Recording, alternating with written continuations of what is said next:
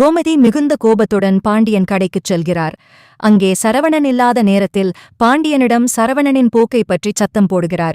Saravanan delivery கொடுக்கப் போவதாகச் சொல்லிவிட்டு தினமும் கோவிலில் அஞ்சலி என்ற பெண்ணுடன் மணிக்கணக்கில் பேசிக் கொண்டிருப்பதை நேரில் பார்த்ததாக கூறி பாண்டியனை அதிர வைக்கிறார். பாண்டியன் உடனே சரவணனுக்கு போன் செய்து கேட்க அவன் பொய் சொல்வது அம்பலமாகிறது.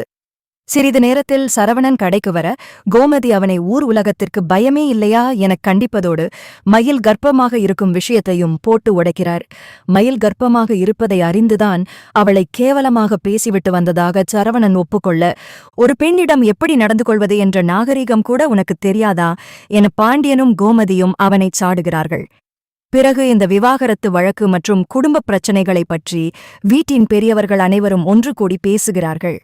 மயில் கர்ப்பமாக இருக்கும் விஷயம் உண்மைதான் என மீனாவும் உறுதிப்படுத்துகிறார்.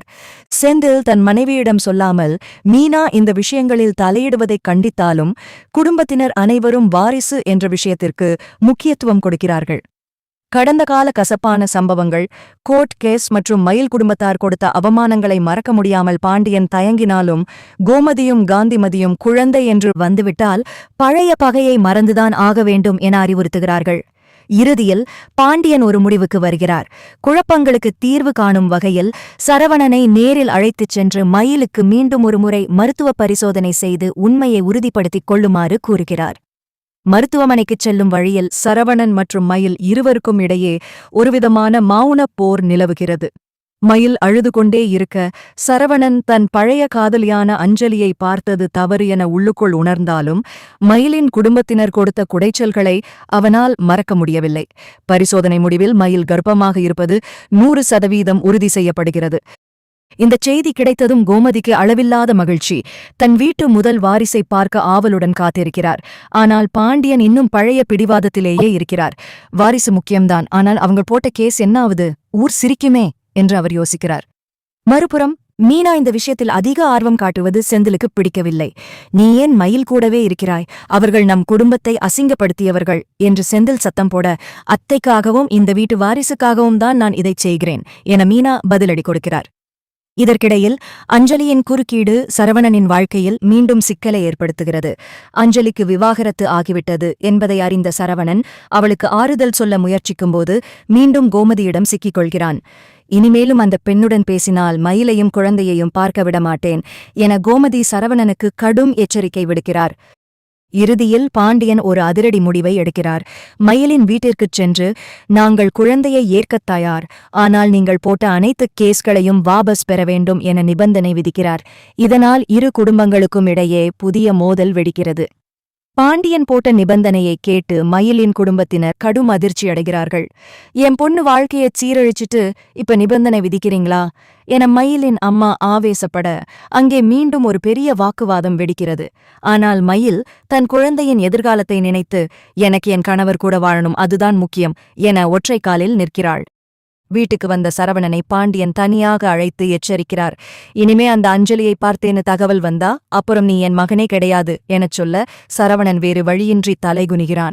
அஞ்சலியிடமிருந்த பழைய காதலை விட இப்போது பிறக்கப் போகும் தன் குழந்தை மீதான பாசம் அவனுக்குள் மெல்லத் துளிர்விட ஆரம்பிக்கிறது. இதற்கிடையில் மீனா ஒரு இரகசியத் திட்டம் போடுகிறார். பாண்டியன் மாமாவுக்குத் தெரியாமல் மயிலையும் கோமதியையும் ஒரு கோவிலில் சந்திக்க வைக்கிறார். அங்கே கோமதி மயிலின் கையை பிடித்துக்கொண்டு, என் வீட்டு வாரிசைச் சுமக்கிற பொண்ணு நீ, உன்னை தவிக்க விடமாட்டேன் என உருக்கமாக பேசுகிறார். இந்தச் சந்திப்பை எதிர்பாராத விதமாக பார்த்த செந்தில் மீனா பண்றது தப்பு என நினைத்தாலும் தன் அம்மாவின் முகத்தில் இருக்கும் அந்த மகிழ்ச்சியை பார்த்து அமைதியாகிவிடுகிறான். அடுத்த சில நாட்களில் கோர்ட் வாசலில் இரு குடும்பங்களும் சந்திக்கின்றன. சரவணன் மற்றும் மயில் இருவரும் ஒருவரை ஒருவர் பார்த்து கொண்டாலும் பேசிக்கொள்ளவில்லை. ஆனால் வழக்கறிஞர்கள் முன்னிலையில் மயில் தன் வழக்கை வாபஸ் பெறுவதாக கையெழுத்திடுகிறாள். பாண்டியனும் மனமிறங்கி, நடந்தது நடந்து போச்சு, இனிமே என் மருமகள் எங்க கூடவே இருப்பா என அறிவிக்கிறார். ஆனால் அஞ்சலி அவ்வளவு சீக்கிரம் விடுவதாக இல்லை. சரவணனுக்கு தொடர்ந்து போன் செய்து தான் எவ்வளவு கஷ்டத்தில் இருக்கிறேன் எனச் சொல்லி அவனை மீண்டும் ஒருமுறை நேரில் வரவழைக்கிறாள். இதை மீனா தற்செயலாக பார்த்துவிட விஷயம் மீண்டும் கோமதிக்குத் தெரிய வருகிறது. மீனா அந்தச் சந்திப்பை நேரில் பார்த்ததும் அதிர்ச்சியில் உறைந்து போகிறார். மாமா வீட்டுக்கு வரப்போற இந்த நேரத்துல சரவணன் இப்படி பண்றாரே என்று வருத்தப்படுகிறார். நேராக வீட்டிற்கு வந்து கோமதியிடம் விஷயத்தை சொல்லலாமா வேண்டாமா என்று தயங்குகிறார். ஆனால் குடும்பம் மீண்டும் உடையக்கூடாது என்பதால் சரவணனை தனியாக அழைத்து எச்சரிக்க முடிவெடுக்கிறார். மறுபுறம் பாண்டியன் சொன்னபடி மயில் தன் வீட்டிற்கு அழைத்து வரப்படுகிறாள். கோமதி அவளுக்கு ஆரத்தி எடுத்து வீட்டுக்குள் வரவேற்கிறார். மயில் உள்ளே வந்த நேரம் வீட்டில் ஒரு நிம்மதி பரவுகிறது. ஆனால் சரவணன் அஞ்சலியை பார்த்துவிட்டு தாமதமாக வீட்டுக்கு வருவதை பார்த்த பாண்டியன், எங்கடா போயிட்டு வர்ற? மயில் வீட்டுக்கு வர்ற நேரத்துல கூட உனக்கு என்ன அவ்வளவு முக்கியமான வேலை என்று கோபமாக கேட்கிறார். சரவணன் பதில் சொல்ல முடியாமல் திணறுகிறான். அப்போது மீனா குறுக்கிட்டு, அவர் கடை விஷயமா ஒருத்தரை பார்க்க போயிருந்தார் மாமா என்று பொய்யை சொல்லி சரவணனை காப்பாத்துகிறார்.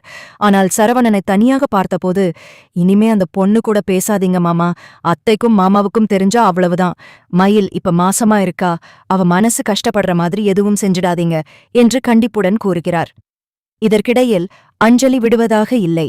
சரவணனுக்கு தொடர்ந்து மெசேஜ் அனுப்பி, உன்னை பார்க்காம என்னால இருக்க முடியாது என்று தொந்தரவு செய்கிறாள். ஒரு நாள் சரவணனின் போனை மயில் யதார்த்தமாக எடுக்க அதில் இருக்கும் அஞ்சலியின் மெசேஜ்களை பார்த்து நிலை குலைந்து போகிறாள். மீண்டும் அதே பழைய பிரச்சனையா என்று அழுது கொண்டே கோமதியிடம் விஷயத்தைச் சொல்கிறாள்.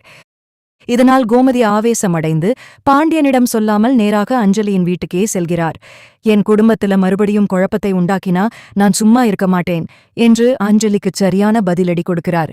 அதே சமயம் சரவணனிடம், உன் குழந்தைய விட அந்த பொண்ணுதான் முக்கியம்னா நீ இந்த வீட்டை விட்டே போயிடலாம் என்று அதிரடியாக பேசுகிறார். கோமதியின் இந்த பேச்சு சரவணனை சிந்திக்க வைக்கிறது. தன் தவற்றை உணர்ந்த அவன் தன் போனை எடுத்து அஞ்சலியின் நம்பரை பிளாக் செய்கிறான். மயிலிடம் சென்று மன்னிப்பு கேட்டு, இனி என் உலகம் நீயும் நம்ம குழந்தையும் தான் என்று உறுதி கொடுக்கிறான். சரவணன் அஞ்சலியின் நம்பரை பிளாக் செய்தாலும் அஞ்சலி அவ்வளவு எளிதாக விடுவதாக இல்லை. நேராக பாண்டியன் ஸ்டோர் கடைக்கே வந்து விடுகிறார்.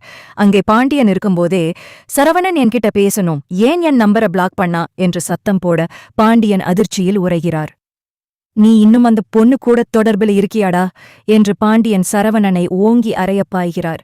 கடைக்கு முன்னால் ஊர் மக்கள் வேடிக்கை பார்க்க குடும்பமானம் மீண்டும் கப்பல் ஏறுவதை நினைத்து பாண்டியன் மனமுடைந்து போகிறார். உடனே கோமதிக்கும் மீனாவுக்கும் தகவல் போகிறது. கோமதி கடைக்கு ஓடி வந்து அஞ்சலியை பார்த்து, ஒரு பொண்ணு மாசமா இருக்கிற நேரத்துல அவ புருஷனை இப்படி வந்து தொந்தரவு பண்றதுக்கு உனக்கு வெட்கமா இல்லையா? முன்னாடி காதலிச்சது எல்லாம் ஒரு காலம், இப்ப அவனுக்கு ஒரு வாழ்க்கை இருக்கு, சீக்கிரம் ஒரு குழந்தையும் வரப்போகுது, இதுக்கு மேல இவனை சுத்தி வந்தா நடக்கிறதே வேற என்று ஊர் ஆட்கள் முன்னிலையிலேயே அஞ்சலியை திட்டி அனுப்பி வைக்கிறார். வீட்டுக்கு வந்ததும் பெரிய கலவரமே வெடிக்கிறது. மயில் அழுது கொண்டே, இனிமே நான் இங்க இருக்க மாட்டேன், உங்க மனசுல இன்னும் அவதான் இருக்கான்னா நான் எதுக்கு இங்க இருக்கணும் என்று கிளம்பத் தயாராகிறார். அப்போது பாண்டியன் குறுக்கிட்டு, சரவணா, நீ செஞ்சது தப்புதான், ஆனா இப்ப இந்த வாரிசுக்காகவும் நம்ம குடும்பத்துக்காகவும் தான் நான் அமைதியா இருக்கேன்.